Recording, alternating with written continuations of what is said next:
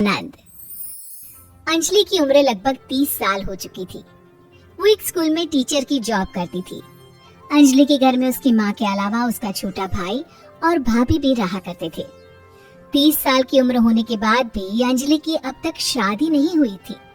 इस बात को लेकर अंजलि की माँ रुक्मिणी देवी काफी परेशान रहा करती थी। माँ, मैं स्कूल जा रही हूँ, जरा मेरा टिफिन तो दे दीजिए। अब क्या पूरी जिंदगी मैं तुझे टिफिन बना कर देती रहूंगी? अरे कुछ सोचा भी अपने बारे में या बस ऐसे ही? क्या माँ, सुबह सुबह फिर वही बातें लेकर बैठ गई? माँ गलत क्या कह रही है अंजलि दीदी? इतनी उम्र हो चुकी है आपकी, माँ कब तक आपकी सेवा करती रहेंगी?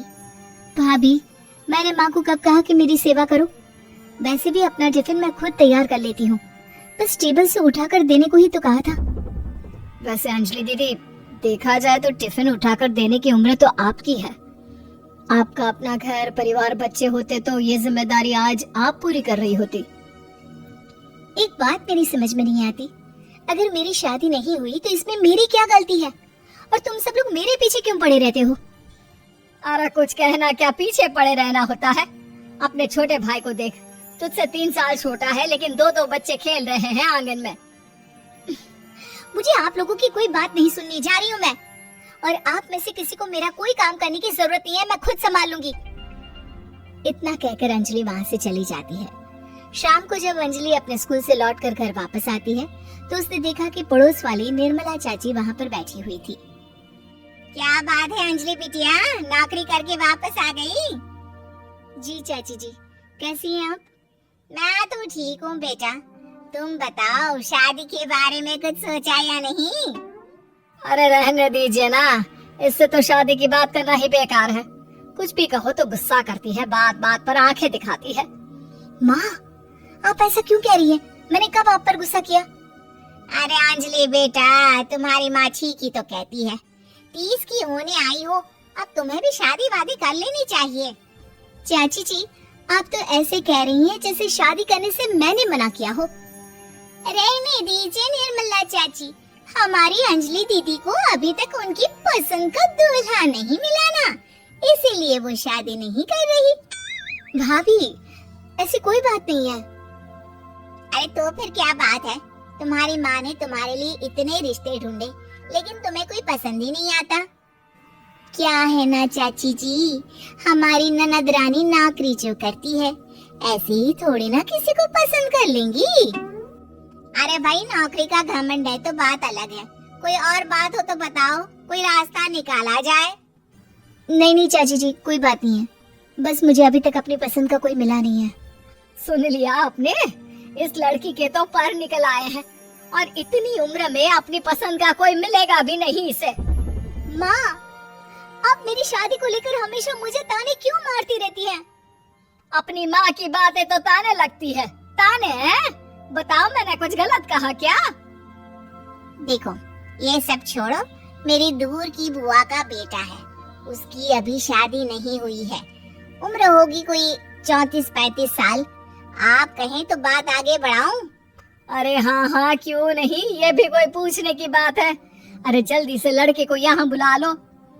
माँ, आप मुझसे पूछे बिना मेरी शादी की बात करने जा रही हैं? और मेरी उम्र 30 भी पूरी नहीं हुई है।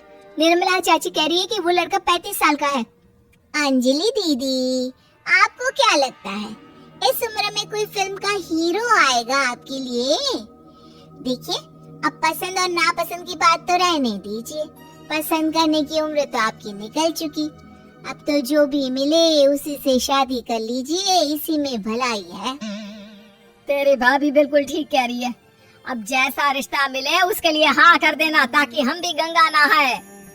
ठीक है, चलिए मैं उस लड़के को कहती हूँ, वो कल ही अंजलि को देखने आ जाएगा। अगले दिन निर्मला चाची की दूर का रिश्तेदार अंजलि को देखने उसके घर आता है। उसका नाम था अजय। अंजलि जी, तो आप नौकरी करती हैं, वो भी स्कूल में? जी हाँ, मैं स्कूल में टीचर हूँ। हमारी बेटी बहुत होशियार है। अरे पढ़ने लिखने में इतनी होशियार है, इसीलिए तो इसकी नौकरी लगी है स्कूल में। हाँ ठीक है आंटी जी, जरा मुझे भी तो बात करने दीजिए आपकी बेटी से। जी पूछिए ना, क्या पूछना चाहते हैं? अंजलि मैडम, ये तो बताइए कि आपने अभी तक शादी क्यों नहीं की? बस ऐसे ही, कहीं कोई रिश्ता पसंद नहीं आया इसलिए। लेकिन क्या मैं आपसे पूछ सकती हूँ कि आपने शादी क्यों नहीं की? अंजलि, क्या कर रही हो तुम? लड़कियों को इस तरह की बातें नहीं शोभा देती। रहने दीजिए आंटी जी, आपकी बेटी काफी पढ़ी लिखी है, मैं उनके सवाल का जवाब दे ही देता हूँ। वो क्या है ना, मुझे भी अभी तक अपनी पसंद की कोई लड़की नहीं मिली। अच्छा अच्छा, कोई बात नहीं। वैसे आपकी तनख्वाह कितनी है? कितना कमा लेती है महीने का? जी यही कोई 25,000 महीने। बस 25,000? इतने से क्या होता है? इतने से तो आजकल घर भी नहीं चलता। आपके कहने का क्या मतलब है? अरे मैं तो ये सोचकर आया था कि नौकरी वाली लड़की है, आराम से 40,000 कमाती होगी। माफ कीजिएगा, आपका और मेरा रिश्ता नहीं हो सकता। जी कोई बात नहीं, मुझे भी आपके साथ शादी करने में कोई इंटरेस्ट नहीं है। अंजलि, किस तरह की बात कर रही हो? घर आए रिश्ते को ठुकरा रही हो तुम। दीदी, अब इस उम्र में आपको इतनी अकड़ नहीं दिखानी चाहिए। अच्छा खासा रिश्ता हाथ से निकल गया, कहीं ऐसा ना हो कि जिंदगी भर कुंवारी ही रह जाओ आप। कुछ दिन और ऐसे ही निकल जाते हैं और अंजलि की शादी कभी नहीं होती। अंजलि के परिवार वाले बिंदास उसे ताने मारते रहते हैं, लेकिन अंजलि एक बड़ी नौकरी की तैयारी करती है और उसमें सिलेक्ट होने के बाद अंजलि को एक बहुत बड़ी नौकरी मिल जाती है। अब तो दीदी के नखरे और भी ज्यादा बढ़ जाएंगे भाई, अब तो इतनी बड़ी नौकरी जो लगी है। अब इनकी शादी होने से रही। माँ, मुझे नौकरी के लिए दूसरे शहर जाना पड़ेगा। आप जानती हैं ये बहुत बड़ी जॉब है और इसमें पैसे भी बहुत ज्यादा मिलेंगे। अच्छा, कितने पैसे मिलेंगे बेटा? माँ, मुझे हर महीने 90,000 सैलरी मिलेगी। क्या? अरे वाह वाह, ये तो बहुत अच्छी बात है। लेकिन फायदा क्या? कितने भी पैसे मिले, शादी तो हुई नहीं ना तुम्हारी। अंजलि नौकरी करने के लिए दूसरे शहर में चली जाती है और जब कुछ महीनों के बाद वो वापस घर आती है तो उसे अपने पति के साथ देखकर उसके घर वाले हैरान रह जाते हैं। अरे अंजलि, तूने शादी कर ली और हमें बताया तक नहीं। और दामाद जी करते क्या है? इतनी बड़ी कार है उनकी। माँ, मैं आपको सब कुछ बताना चाहती थी, लेकिन आप सबकी ताने सुनकर बहुत दुखी हो गई थी और इसलिए मैंने अपनी पसंद से शादी कर ली। मेरे पति मेरे साथ ही ऑफिस में नौकरी करते हैं और बहुत बड़े अफसर हैं।